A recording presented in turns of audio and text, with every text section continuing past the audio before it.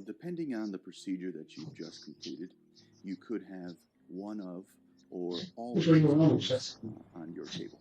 So, chair side, some of these items are going to be processed here, and then some of these are going to actually be brought to your sterilization area for complete sterilization. So, chair side, we would be doing disinfecting to things that did not touch mucous membranes, and then sterilization would be handling anything that did come in contact with a mucous membrane or transferred from that. So, first off, let's just talk about the irrigation tank. This would be applicable only to the P5XS or any of the units that have an irrigation tank.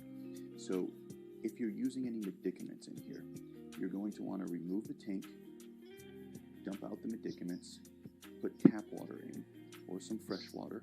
All right, you'll move this knob here to the little button with the little space with the arrow. Okay, and then so you'll just spin it accordingly. Once you've done that, you're going to want to take the tip off. Now keep in mind, this tip is just been used, so treat it accordingly. At this point in time, you will step on the pedal with this end pointing at some sort of a receptacle, whether that's going to be a trash can or a sink, but we're going to flush the medicaments out of the line. You don't need that much water. Really, just a finger's worth of water in here would do fine, so half the amount that you see here. And that's just going to flush the line, flush everything through. Once that's done, you'll just go ahead and move this off. And at that point in time, you will have what basically looks like this, a setup that has just tap water, and we're ready to go. So let's go from there now. In this particular situation, you're going to take your tip in your wrench, and you're going to either put it in your reprocessing kit that comes with the machine, or some sort of a CDC guideline meeting container, whether that is a tray with a lid, but you need to have some sort of a hard-sided lid container to transport it to your Steri Center. The other thing that you might be doing is you may be putting the tips back into something that looks like this. Both of those are possible, but either way, we need to get the tip and the wrench to your Steri Center. The next thing we need to do is process this, so that'll go to the Steri Center.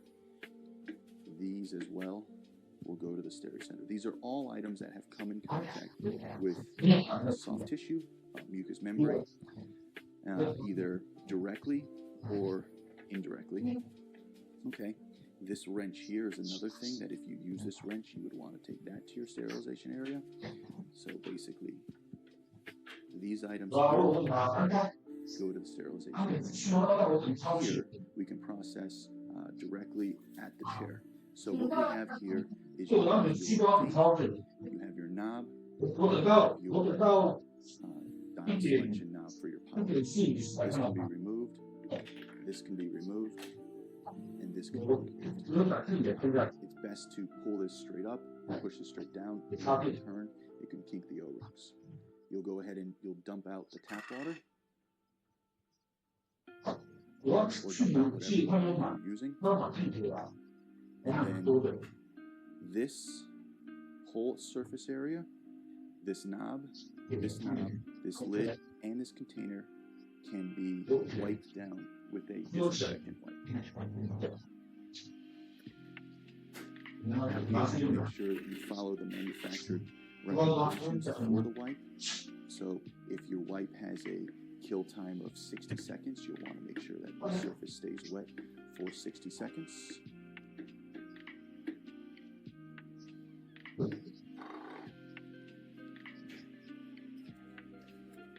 Okay, put that back on. This too. Wipe down. And then of course, your lid and your actual vessel itself. Inside and out. You'll wipe all of this down. And now we'll leave this off to actually let it dry.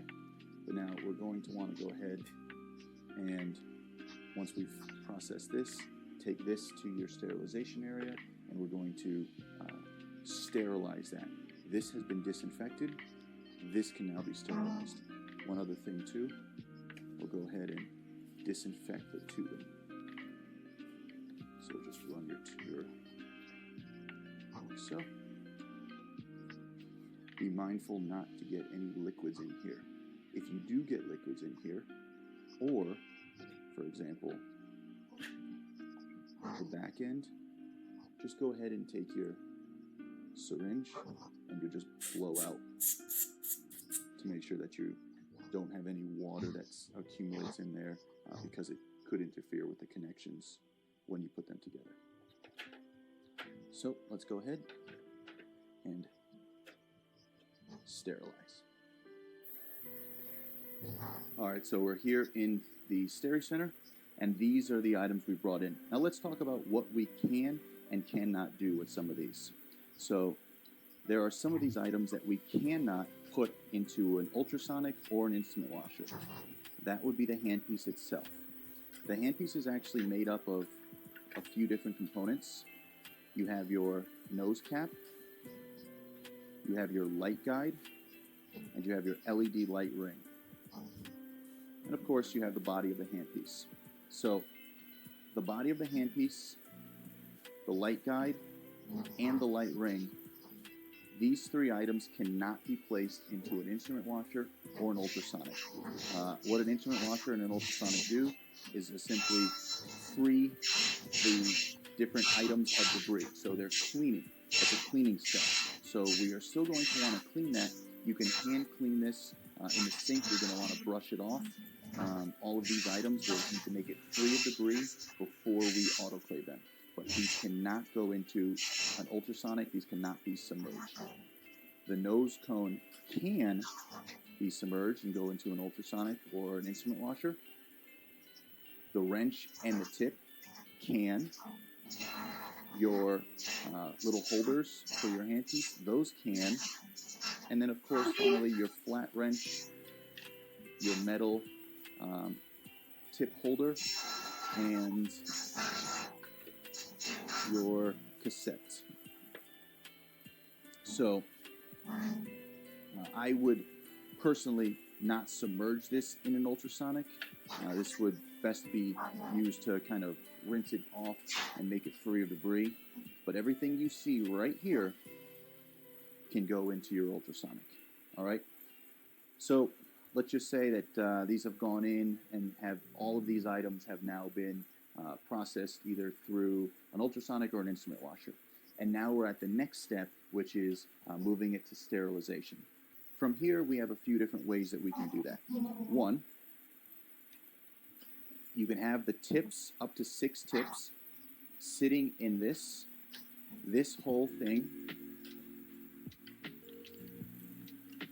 can be pouched, right, and put into the autoclave, like so. Or you can keep the tips inside of the wrench here. This can go into here, and either you use a large bag, such as this one, or you can wrap it, but you can have up to 4 wrenches with tips. You can also put the handpiece itself back in here and put this in. If you didn't want to use this, so let's just say you're using a smaller Statim or an autoclave that might not fit this, what you would do is you would put the following items like so. So go ahead and put your wrench in a bag. Go ahead and put these in a bag. And then our manufacturer stated guidelines states that these 4 components would be placed individually within the bag. I will say that if you're not careful, as many people tend to overfill an autoclave, these prongs can be bent. In that case, I think it's not a bad idea to go ahead and just slide it in like so, so those prongs can't be bent. And then you can put the rest of it in the bag like so, or you can go ahead and loosely assemble them and place them in the cassette, and then this cassette itself can be placed in the large bag and autoclaved. But what we have here are the wrench, the holders, the tip kit, which could have your tips in it, and then of course your round wrench with tips in it, and your handpiece in this pouch setup here. These are all items that would go into an autoclave. These should go into a either a vacuum autoclave, such as, let's just say, a Sycan Bravo, or a steam pressure autoclave like an M11. I would not suggest putting these into a dry heat autoclave or really wet sterile. So cold sterile, you definitely do not want to submerge that. So these should all really go into like either an M11, a Statum, or a Bravo, or something